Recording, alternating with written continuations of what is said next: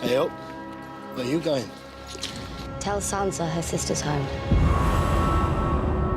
The inspiration for the scene was Odysseus returning after his long wanderings. No one recognizes him.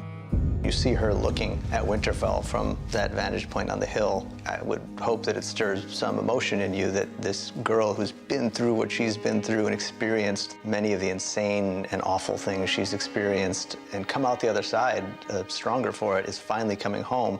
But the second she comes home, she realizes that it's not the same place.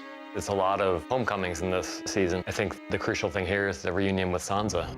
In some ways, they're very similar to who they were, except more so. You know, Sansa always wanted to be a lady, and Arya always kind of wanted to be a fighter. In other ways, they're so different than they were when they last saw each other. Both of them have had difficult journeys and difficult in their own ways. I think they come to respect the other in terms of how they've grown as people, but at the same time, that doesn't diminish the tension between them. Jon left you in charge. He did. By the end of that scene, they finally get to a place where there's a connection that's more genuine. And the idea with the scene was we wanted to lay in the beginnings of the storyline where Sansa realizes what Arya is now. Your list Of people I'm going to kill. Sansa doesn't really know much about where Arya's gone and what she's done since they last saw each other. This scene, more than anything else, tells her what she's been up to. And the fact is, Brienne is a pretty legendary swordswoman, and it looks like Arya maybe beat her. I mean, Sansa's watching it, and she's not quite sure, is Brienne holding back? Arya's really good at killing people. That's a bit worrisome. Who taught you how to do that? No one.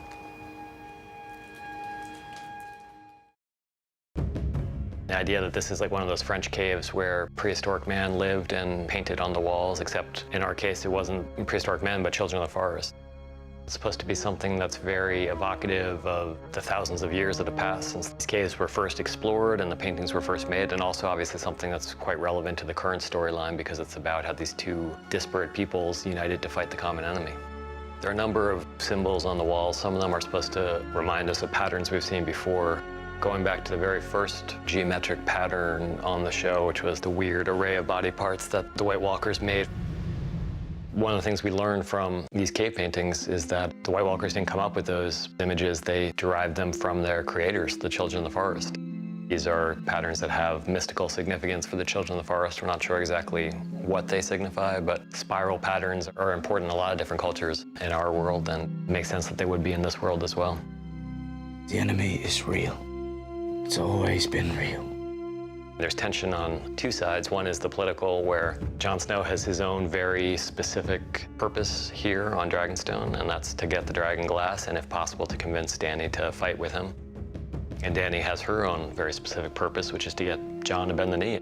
There's conflict, and it's conflict between powerful people, and then to make it all even more complicated, they're starting to be attracted to each other.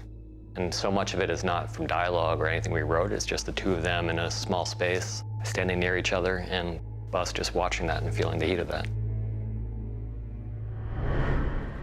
What is it? We took Casterly Rock. That's very good to hear. Isn't it? She had a nicely triumphant return to Dragonstone, which nobody contested or got in the way of. From that point on, she's lost two of her principal allies. She's lost a lot of her fleet. She's in a position where if she doesn't step up soon and come up with a big win for her side, she's going to lose this fight before it even begins. I think she really feels the pressure of her situation more than she ever has before. It's a fight she's been waiting for her whole life. I think there are several stories interplaying here. Part of it is that Dany's finally cutting loose. The whole first part of the season, she's been frustrated in following Tyrion's counsel. She's been fighting with one hand behind her back, and so she hasn't really unleashed the Dothraki horde. She hasn't really set the dragons into combat yet. With the loot train battle, one of the things that's most exciting about it for us, this is the first time we've ever had two sets of main characters on opposite sides of the battlefield, and it's impossible to really want any one of them to win and impossible to want any one of them to lose. We can hold them off. This dragon flies up. That makes it a totally different situation. It's almost like what if somebody had an F-16 that they brought to a medieval battle. You start to scrap the history of it a bit and just think about how would those things interact with each other in a way that's exciting and believable to the extent that dragons are believable. Qyburn realized that the dragons were vulnerable. They might be fearsome beasts, but they are mortal and they can be hurt and they can be killed. So we see the scorpion come into play, manned by Bronn, and we see Drogon wounded. things turn out okay for them, but I think it also changes the calculation a little bit because now they know these weapons are on the board. This ongoing war with Cersei is entering into dangerous territory.